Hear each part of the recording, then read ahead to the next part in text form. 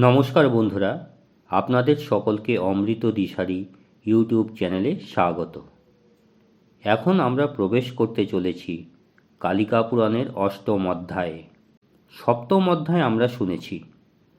এমন একটি জায়গায় আমরা আছি যে এখন মনে হচ্ছে অষ্টম অধ্যায়ে কি হতে চলেছে। আমাদের এখন সেই প্রতীক্ষার অবসান হবে।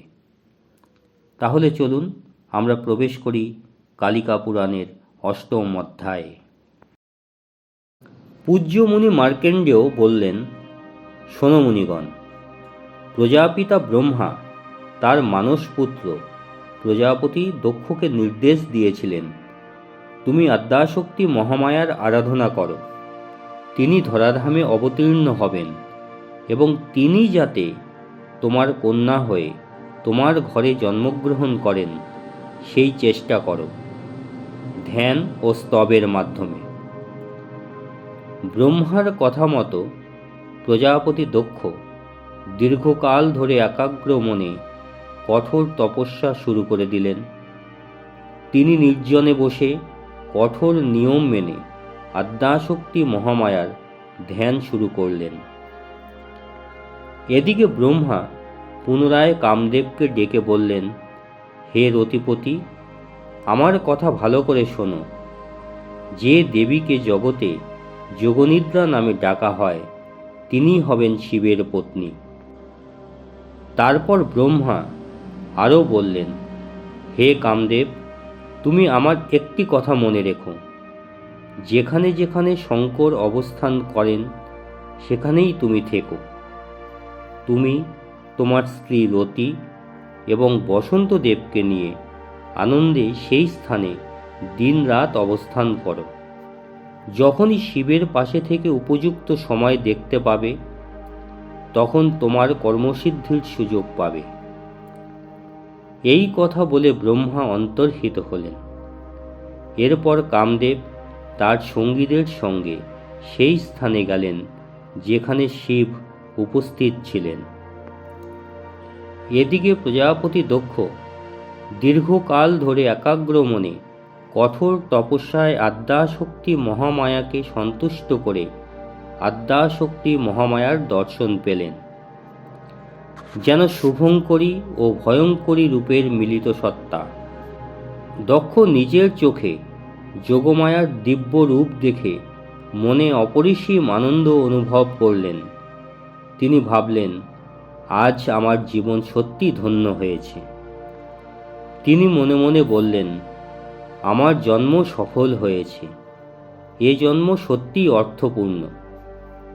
তিনি দেখলেন দেবী সিংহের পিঠে বসে আছেন, চতুর্ভুজা, কৃষ্ণবর্ণা, অভয়দাত্রী রূপে প্রকাশিতা। তার রূপ এতই মনোহর যে চারিদিক আলোকিত হয়ে উঠেছে। দেবীর চোখ দুটি রক্তাভ, হাতে নীলপদ্ম ও খড়গ। তিনি যেন বিদ্যুতের ঝলকের মতো জ্বলজ্বল করছেন। তার চুল খোলা। মহারৌদ্র রূপে মহামায়া প্রকাশ পেয়ে দক্ষের সামনে দাঁড়ালেন। দক্ষের মন সেই ভয়ঙ্কর মহিমাময় রূপ দেখে আনন্দে ভরে উঠল। তিনি দেবীর কাছে অভয় প্রার্থনা করলেন এবং ভক্তি সহকারে পবিত্র স্তোত্র পাঠ করতে শুরু করলেন। হে আনন্দরূপিণী দেবী, তুমি জগতের জননী, সৃষ্টি, স্থিতি ও প্রলয়ের চিরন্তন শক্তি। সত্যগুণ থেকে যে জ্যোতি প্রকাশ পায় সেটির মূল তুমি। হে মহামায়া, রজগুণ থেকে যে আলো পৃথিবীতে ছড়িয়ে পড়ে তাও তোমারই প্রকাশ। তমগুণ থেকে যে মোহ বা অন্ধকার সৃষ্টি হয় সেটিও তোমার থেকেই উৎপন্ন। হে দেবী, তুমি শুদ্ধ, পরম ত্রিলোকমোহিনী, তুমি মুক্তিদাত্রী, তুমি শিবের শক্তিরূপা। তুমি একই সঙ্গে সূক্ষ্ম ও স্থূল রূপে সমগ্র জগতে বিরাজ করো। যোগীরা দীর্ঘ সাধনার পর যে সত্য তত্ত্ব উপলব্ধি করে সেটিও তোমারই রূপ। তুমি জগতের আদি ও অনাদি ঈশ্বরী, বিদ্যা, মহাবিদ্যার আধার। তুমি শিবের শঙ্করী, সর্বশক্তির উৎস এবং সকল সৃষ্টির মূল। হে দেবী, তুমি দয়াময়ী, প্রসন্ন হও তোমার ভক্তের প্রতি। আমি তো অতি ক্ষুদ্র প্রাণী, তোমার মতো পরম দেবীকে আমি কিভাবে যথাযথভাবে স্তব করতে পারি? দক্ষের এই গভীর ভক্তি ও স্তব শুনে দেবী সন্তুষ্ট হলেন। তিনি মৃদু কণ্ঠে বললেন, হে দক্ষ, তোমার অচল ভক্তি আমাকে অত্যন্ত আনন্দ দিয়েছে। তুমি যা চাও সেই বর চেয়ে নাও। দেবীর এই কথা শুনে দক্ষ 2 হাত জোর করে শ্রদ্ধা ভরে বললেন, হে দেবী, যদি তুমি আমার প্রতি সত্যি সন্তুষ্ট হও তবে অনুগ্রহ করে আমার কন্যারূপে এই পৃথিবীতে জন্ম নাও।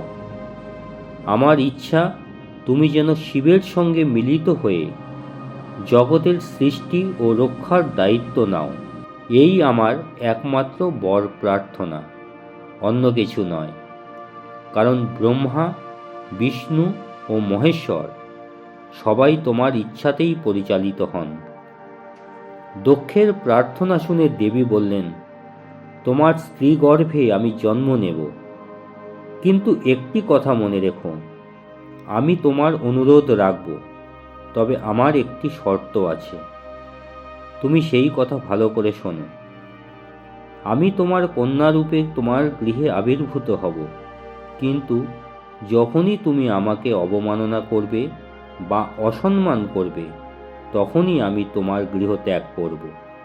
এই প্রতিজ্ঞা আমি তোমাকে জানিয়ে রাখছি। যদি তুমি অন্যথা করো আমি সেই মুহূর্তেই চলে যাব। দেবী বললেন, আমি ইতিমধ্যেই ব্রহ্মাকে বলেছি, তোমার কন্যারূপে জন্ম নিয়ে আমি শিবের শক্তি হিসাবে অবতীর্ণ হব। সৃষ্টি ও রক্ষার জন্য আমি যথাযথ চেষ্টা করব। শিবের মনও আমার প্রতি আকৃষ্ট হবে এবং তিনি আমার সঙ্গেই একত্রে জগতের কল্যাণে কাজ করবে। এই বিষয়ে চিন্তা করো না, আমি এই প্রতিশ্রুতি দিচ্ছি। এই কথা বলেই মহামায়া দেবী দক্ষের দৃষ্টির আড়ালে মিলিয়ে গেলেন। দক্ষ দেবীর আশীর্বাদে পরম আনন্দে গৃহের উদ্দেশ্যে রওনা হলেন। তিনি দেবীর শক্তিতে পরিপূর্ণ হলেন, আর তখন কোনো নারী সঙ্গ ছাড়াই কেবল ইচ্ছা শক্তির দ্বারা মুহূর্তের মধ্যেই অসংখ্য প্রজা সৃষ্টি করলেন। এই সন্তানদের মধ্যে অনেকেই পৃথিবী জুড়ে নানা কাজে নিযুক্ত হল, কিন্তু ঋষি নারদের কথায় তারা ত্যাগ ও তপস্যার পথে চলতে শুরু করল। ফলে দক্ষ নতুনভাবে সৃষ্টিকর্মে আগ্রহী হলেন। তখন তার মনে নারী সঙ্গে সংসার করার ইচ্ছা জাগল। তিনি বিবাহের আকাঙ্ক্ষা অনুভব করলেন এবং বীরন নামক এক মহর্ষির কন্যাকে বিবাহ করলেন। সেই কন্যার নাম ছিল বীরিনী। তিনি রূপবতী, গুণবতী এবং অতুলনীয় নারী ছিলেন। উপযুক্ত সময় দক্ষ তার সঙ্গে বিবাহ সম্পন্ন করলেন। কিছুদিন পর বীরিনীর গর্ভে দেবী মহামায়া অবতীর্ণ হলেন। দেবীর জন্মের সময় এমন অলৌকিক ঘটনা ঘটল যে দক্ষ বিস্মিত ও আনন্দে ভরে উঠলেন। তিনি বুঝলেন এই জন্ম জগতের এক নতুন সূচনা। দেবীর জন্ম মুহূর্তে শূন্য থেকে ফুল বর্ষিত হতে লাগল, আকাশ পরিষ্কার হয়ে উঠল, নির্মল মেঘ থেকে কোমল বৃষ্টিধারা পড়তে লাগল, 10 দিক আলোয় ও আনন্দে ভরে উঠল। স্বর্গ থেকে দেবতারা বাদ্য বাজাতে লাগলেন, জয়ধ্বনি উঠল চারিদিকে, আগুনও তার প্রভাবে শীতল হয়ে গেল। সব কিছু শান্ত ও শুভ হয়ে উঠল মুহূর্তের মধ্যেই। এইভাবেই বিষ্ণুমায়া মহামায়া চমৎকার দেবী কায়া রূপে পৃথিবীতে আবির্ভূতা হলেন।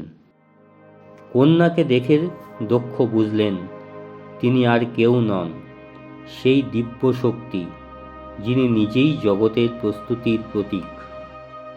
দক্ষ একদিন তার পত্নীর অজান্তে দেবীর স্তব করতে শুরু করলেন।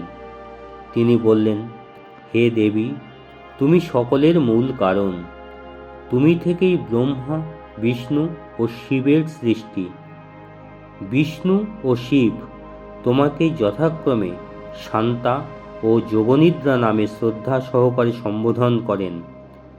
আজ আমি তোমার চরণ কমল দর্শন করতে পেরেছি, তাই নিজেকে ধন্য মনে করছি। যার আদেশে ব্রহ্মা সৃষ্টি করেন, বিষ্ণু পালন করেন আর শিব সংহার করেন, আমি সেই দেবীর চরণে আজ বারবার প্রণাম করছি।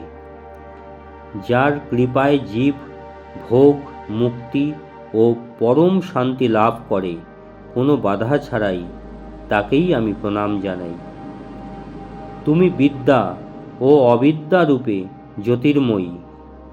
তোমাকে প্রত্যক্ষ দেখে আমি ভাবছি, আমি এখন মুক্ত নই কেন? যে সমস্ত জ্ঞান, অনুমান বা প্রমাণ দ্বারা পাওয়া যায়, সবই তোমার থেকেই উদ্ভূত। হে দেবী, তুমি জগতের জননী।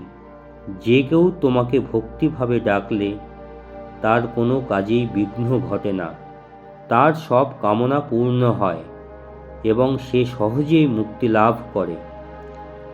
দক্ষের এই গভীর ভক্তিপূর্ণ স্তব শুনে দেবী দাক্ষায়ণী অন্তরে মৃদু হাসলেন।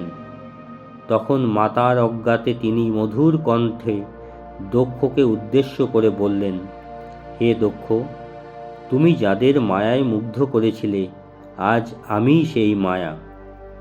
তুমি যেসব সুন্দর কথা বলছো, অন্য কেউ তা শুনতে পাচ্ছে না, কেবল তুমি ও আমি। তোমার তপস্যা আজ পূর্ণ হয়েছে, তাই এখন আর চিন্তা করো না।